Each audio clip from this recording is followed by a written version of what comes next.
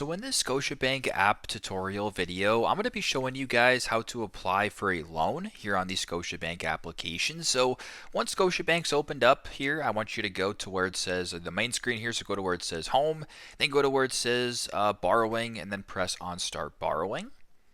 It'll then bring you to this page right here where you can learn different ways to borrow money. So there's lines of credits, there's loans, there's motorized vehicle loans. We're just going to go ahead here and press on loan. Now once you're on the loan page right here, there's a bunch of different loans that you can apply to. So there's an overdraft protection loan, there's a Scotia plan loan. You can go ahead, do what you got to do. So for example, if you want to borrow money for a large purchase or whatever, you can go ahead, press on the Scotia plan loan right here, and we'll just go ahead and press on learn more for the demonstration of this video. It's then going to bring you to this page right here where you can learn more about the Scotia plan loan. So as I mentioned before, for a large purchase or whatever, so there's a Scotia plan loan that's fixed.